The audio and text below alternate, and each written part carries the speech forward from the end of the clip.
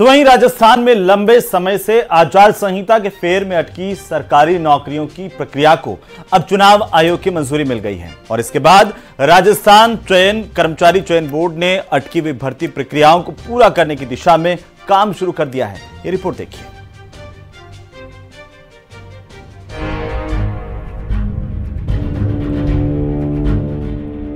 लाखों अभ्यर्थियों के लिए राहत की खबर। खत्म हुआ कर्मचारी चयन बोर्ड के परीक्षा परिणाम का इंतजार। 7 भर्तियों को लेकर चुनाव आयोग ने दी मंजूरी। जून में जारी हो सकते हैं परीक्षा के परिणाम। लाखों अभ्यर्थियों का सपना होगा साकार।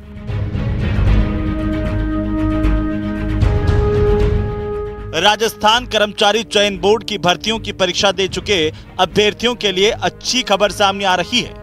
आयोग जल्द ही 7 बड़ी भर्तियों के परिणामों की घोषणा करने वाला है, जिनका करीब 7 लाख उम्मीदवार बेसब्री से इंतजार कर रहे हैं। दरअसल विधानसभा और लोकसभा चुनावों की आचार संहिता के कारण जिन परीक्षाओं के रिजल्ट जारी नहीं हो पाए थे, उनके परिणाम की घोषणा के लिए चयन बोर्ड ने सरकार को एक पत्र लिखा था, जिसके बाद सरकार ने इन भर्तियों के रिजल्ट जारी करने की स्वीकृति दे दी है। आइए जानते हैं कौन कौन सी भर्तियों को चुनाव आयोग से मंजूरी मिल गई है। इन भर्तियों को मिली हरी झंडी। सूचना सहायक 2730 पद, एएनएम 2058 पद, जीएनएम 1588 पद, कृषि पर्यवेक्षक 430 पद, कनिष्ठ लेखाकार और तहसील राजस्व 5388 पद, संगणक 583 पद, सीएचओ 4494 पद। भर्तियों को लेकर बेरोजगार एकीकृत महासंघ के पूर्व प्रदेशाध्यक्ष उपेंद्र यादव ने हाल ही में सीएम भजनलाल शर्मा से मुलाकात की थी, इसीलिए वो सीएम का आभार जताते नहीं थक रहे। जो 7 भर्तियां जिसमें लाखों बेरोजगार इंतजार कर रहे हैं, उनको बड़ी राहत मिली है और इसमें अहम भूमिका माननीय मुख्यमंत्री जी ने निभाई, क्योंकि मुख्यमंत्री जी का अवगत करवाया था, युवाओं की पीड़ाओं को समझा। इसलिए यशस्वी मुख्यमंत्री भजनलाल जी का बहुत बहुत आभार और धन्यवाद, जिससे प्रदेश के लाखों युवा बेरोजगार को राहत मिलेगी। वहीं राजस्थान कर्मचारी चयन बोर्ड के अध्यक्ष आलोक राज का कहना है कि चुनाव आयोग से लंबित भर्तियों की मंजूरी के साथ ही नई भर्तियों की परीक्षा करवाने की भी मंजूरी मिल गई है, जिससे लाखों युवा बेरोजगारों का इंतजार समाप्त होगा। हमारी कोशिश है कि कुछ परिणाम कल जारी करें, उसके बाद फिर अगले हफ्ते हम कुछ 15 गुना के परिणाम जारी करें और उसके बाद से फिर हम जारी करेंगे जो कि 7 भर्तियां थी उनके। हमारे प्रयास रहेगा कि हम सभी जो ये परिणाम है करीबन 22 जून तक या 20 जून तक हम उसको जारी कर दें।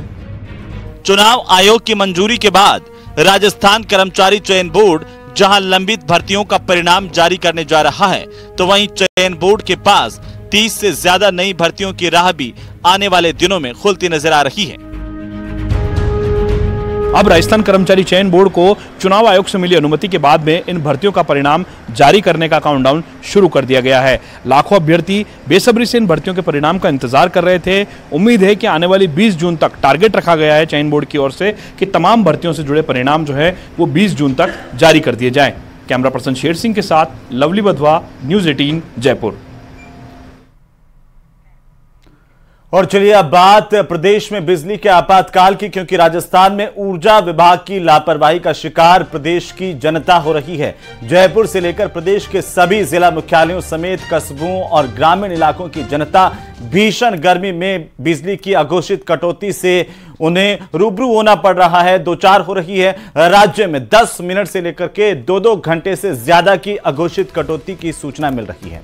वहीं राज्य में बिजली की सप्लाई और डिमांड में भी 3000 मेगावाट का अंतर आ रहा है, जिसके चलते बिजली संकट के हालात प्रदेश में बने हुए हैं।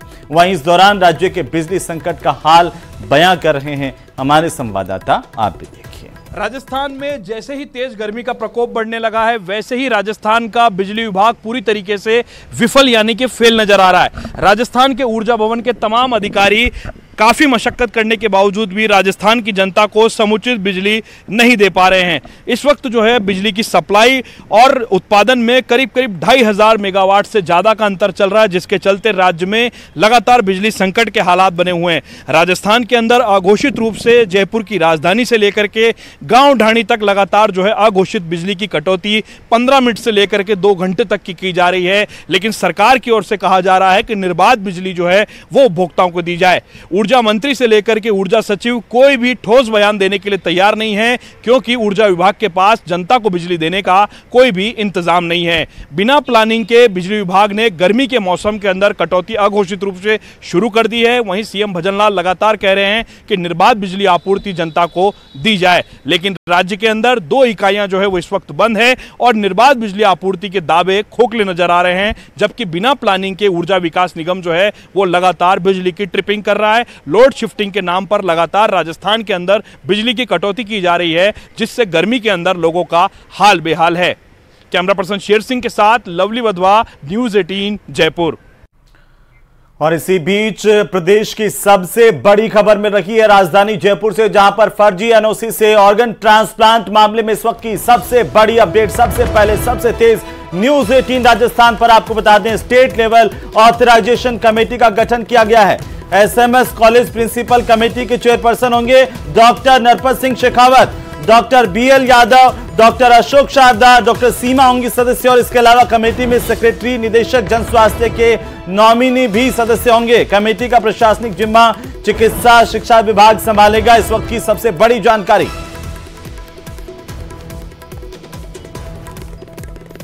और इसी खबर पर ज्यादा जानकारी के साथ सहयोगी सौरभ गृहस्थी फोन लाइन पर है। सौरभ, क्या जानकारी? देखिए, अब तक जो जिस प्रकार की गलतियां हुई हैं, उन गलतियों को सुधारने की कवायद जो है वो की जा रही है। क्योंकि पहले भी ये एक्ट में है कि ऑथराइजेशन कमेटी जो है वो होनी चाहिए थी, लेकिन पहले जो है वो नहीं बनाई गई। उसके बाद अब जब पूरा मामला खुलासा हो गया, उसके बाद अब इसमें सुधार जो है वो किया जा रहा है। ये स्टेट लेवल ऑथराइजेशन कमेटी का गठन जो है वो कर दिया गया। इसके अलावा जो एसएमएस लेवल पर जो कमेटी होगी वो अलग होगी, और जिला स्तर पर जो कमेटियां होंगी वो अलग होगी। लेकिन ये एक बड़ी कमेटी है जो तमाम चीजों को जो है वो पूरी तरह से मॉनिटरिंग करेगी, उसे देखेगी, और इसमें सीनियर डॉक्टर जो है वो शामिल किए गए। नरपत सिंह शेखावत जैसे सीनियर डॉक्टर को इसमें बिल्कुल सौरभ, चलिए बहुत शुक्रिया तमाम जानकारी के लिए। नजर बनाए रखिए, अपडेट लेते रहेंगे। फिलहाल खबरें और भी हैं, लेकिन वक्त तो चला एक छोटे से ब्रेक का। जल्द लौटते हैं, आप बने रहिए हमारे साथ।